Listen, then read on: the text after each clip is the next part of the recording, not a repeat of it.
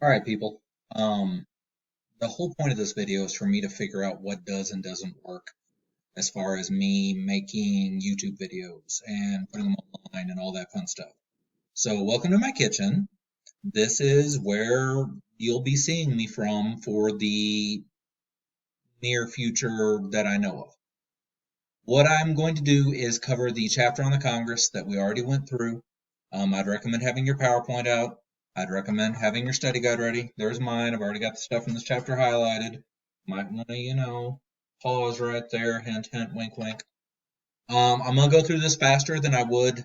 Normally, I'll have like 3 or 4 videos about the whole chapter. This one, I'm going to try and do the whole chapter in one video. I will never make a YouTube that's longer than 15 minutes. You're not going to watch me for longer than 15 minutes. I'll be surprised if you watch me for that long. But it is what it is. We're going to do the best we can. Leave me feedback. I need to know what's working, what's not working. Is my sound level good? The lighting in here is crap. Um, I'm doing the best I can. I'm going to try and hide some Easter eggs and some stuff in the scene and keep this as light and as lively as I possibly can and do the best I can with what we've got to work with here. There is one thing I want to point out to you right now about that study guide. Your class website will be good to go on Monday, March 30th. However, when it goes up, I want to draw your attention to the fact that there is one essay question now. We're not doing the essay question on how a bill becomes a law. We're doing an essay question on the Electoral College. Believe it or not, it's easier. It just simply is an easier essay. Everyone answering the same essay, everyone answering what I think is an easier essay, is just what's going to work best for us at this time. Without further ado, here comes chapter 10, the Congress. Now I can do this with the little box up in the corner, or I can do it without the little box up in the corner. I don't know which one is easiest. I don't know which one is best. We're going to try it with the little box in the corner for right now. It could also, quite frankly, look like this right here, where you really don't see me at all. Let me know which one works best for you. Congress is bicameral, 2 houses, a House and a Senate. Senate terms are 6 years, House terms are 2 years. So we're going to re-elect our House every even-numbered year. Senate terms are staggered, so that it's a 1/3, 1/3, and then 34. 1/3, 1/3, 34, 1/3, 1/3, 34. You need to know that our senators are Cory Gardner and Michael Bennet. You need to know Colorado has 7 House districts. You need to know that you live in District 4 and that representative is Ken Buck. So make sure you have all that information good for the study guide. Functions of the Congress. We got 3 functions of the Congress. The first is the lawmaking function. Lawmaking function is the ability to make laws. I don't know what you want. That's what they do. Representative function. Remember, democracy is dangerous. We do not have a democracy. We have a republic.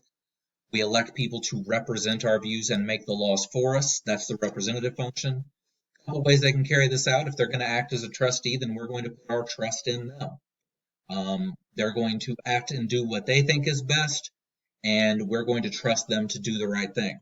That's different than an instructed delegate where we actually tell our members of Congress, I want you to do this, I want you to do that, I want you to do the other. Trustee, we're going to step back, let them do what they want. Instructed delegate, we're going to actually tell them what we want them to do. Most of the time, they'll end up acting like a politico. Someone who's a trustee on most issues becomes an instructed delegate once we finally start talking and basically acting like we care. Finally, Congress has an oversight function. Make sure money is being spent appropriately. Make sure the executive branch is following the laws accordingly. You'll recall that was the heart of the whole impeachment fiasco. Members of Congress will want to keep the constituents or the constituency happy. These are the people who are able to vote for them back home. These are the voters back home who can literally fire the member of Congress if they don't do what's being asked. Most members of Congress will act in a way as to get reelected. The most common ways you can see that, the service strategy, where they're literally giving help with federal bureaucracy, help with agencies, help with casework. In class, we talked about getting money for college or getting money for corn. They can also use pork barrel projects, also called pork barrel spending. This is money coming from the general tax dollars that benefits only that particular members of Congress constituency. So if Ken Buck were to get money to pick Spaghetti Junction in Greeley, if someone in Missouri were to get new money to build a bridge over the Mississippi River. Everyone in the country is paying those tax dollars, but the benefit only goes to certain members of certain congressional districts. Most of the work's going to be done in a standing committee. Remember, these are the big important committees that always have to exist: education, transportation, agriculture, etc. Select committees are those committees that exist for a particular time in a particular place to do a particular function. They're temporary. They go away when they're no longer needed. A joint committee has members of both the House and the Senate and provides advisory function. Subcommittee is a smaller organizational unit that specializes. You'll have the Agriculture Standing Committee. Inside the Agricultural Standing Committee will be a subcommittee dealing with livestock, a subcommittee dealing with corn subsidies and things like that. If it's the Foreign Relations Standing Committee, there'd be a subcommittee on Asia, a subcommittee on Africa, a subcommittee on Europe. Conference committees work out differences between House and Senate versions of a bill. I've talked about that about 20 times. Powers of Congress, you got the enumerated powers. Those are the ones written down. We can literally go to Article 1, Section 8 and read about those. At the end of Article 1, Section 8, we have the necessary and proper clause, which gives us the implied powers, the ability to do that which is necessary and proper. We know the House has more rules. It's much larger, 435 members, so there's a rules committee that treats them like kindergartners. And right here, you can read some more of the differences. The Senate, everyone gets 2 members. Nice and simple. Wyoming gets 2 members of the Senate. California gets 2 members of the Senate. However, in the House, it is more complicated. In the House of Representatives, every state gets members based on its population. We clearly can't use the 1789 population numbers, so we had to come up with a system for figuring out who lives where. That system is called the census. In every year that ends with a 0, we count who lives where. In every year that ends in a 1, we have to redivide up the House district. This is a process called reapportionment or simply just apportionment. The idea here is there's 435 seats in the House. We know that each state is going to get at least 1. So we take the 435 in the House and we deal out 50. 4, 3, 5 minus 50, that's 1 per state. That leaves us 385 House districts that we need to figure out how many Wyoming is going to get compared to how many Idaho is going to get compared to how many New Jersey is going to get, etc., etc., etc. Okay? That is the process of apportionment. If your state gained population, you might get 1 more of the 385. If your state lost population, you might lose 1. Well, if Colorado goes from 7 districts to 8 districts, or 7 members of Congress to 8 members of Congress, we're also going to go from 7 districts to 8 districts. That's redistricting, redrawing the map. Okay, every 10 years, the maps have to be redrawn. This is done in every year that ends in 1. So in a year that ends in 0, we count who lives where. In a year that ends in 1, we redraw the districts. In a year that ends in 2, we have our first election with the new districts, so to speak. Okay. Even if you go from 7 districts to 7 districts, however, those districts have to remain equal in population. So redistricting is going to happen every 10 years, regardless of if you get a new apportionment number or not. So, for example, for our purposes, there's the Colorado districts from 02 to 2012. Even though there was 7 districts back then and 7 districts in the new, we still had to redraw. So 02 to 2012, you see 7 districts.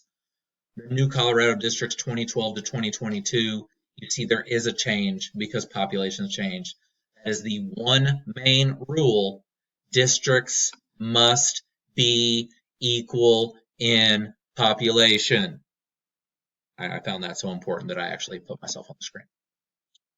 Moving right along, there's a lot of ways you can draw these districts and keep them equal in population. Gerrymandering is drawing them in such a way as to benefit one party over another or change who lives where.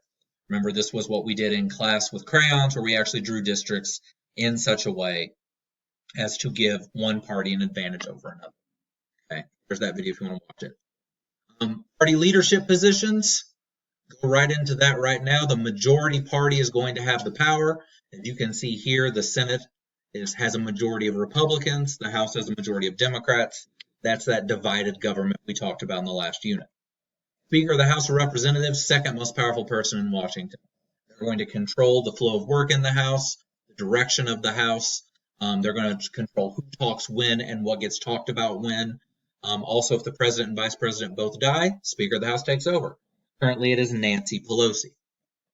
In the Senate, in the House, you also have leaders for each party. Democrats are the majority party, so they have a majority leader. That's Steny Hoyer, spokesperson of the majority party, leader of the majority party. Minority party gets the same, Kevin McCarthy. Remember, the difference is the minority leader needs to act as the opposition, explaining why you should have voted for them. The technical president of the Senate is the vice president, so they never show up for work. So the Senate president pro tempore acts in their stead. That's Chuck Grassley.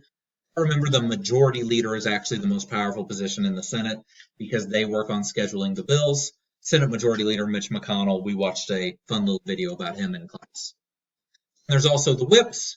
They keep up with the count of who's voting when, and they work on party cohesion.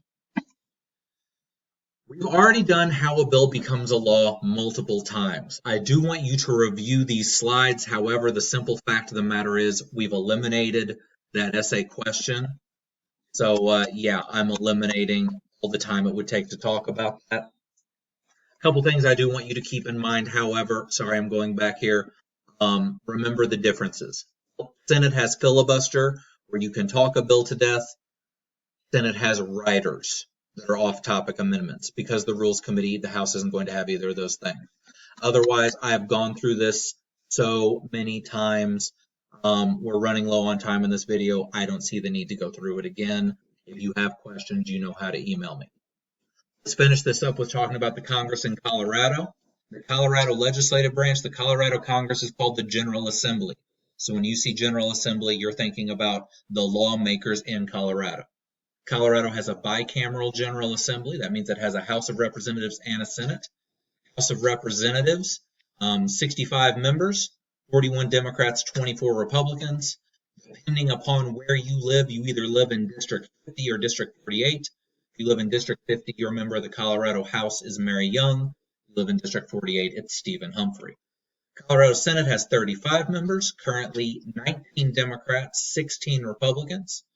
You live in the 13th District probably, which means that you are represented by John Cook. And there you see the map of that. Generally, the General Assembly, that's fun, works the same as the U.S. Congress. Bill has to pass both the House and the Senate, sent to the governor. The governor may veto the bill, can be overridden with a 2/3 majority. Remember, the one main difference is that line item veto power the governor has. The governor may veto literal parts of the bill, veto individual items, veto individual lines, that's why it's called line item veto, and pass the rest into law. That's a huge power the governor has that the president does not have. Okay, that is the entire chapter on the Congress in, let's see, 13 minutes, 25 seconds. I did skip how a bill becomes a law. If you need more info on that, you can email me. What I need from you guys is feedback. Send me an email, comment on this YouTube video, whatever it takes. I want to make sure that you can hear this, you can see this, that everything's going according to plan. If you have suggestions, please let me know, okay?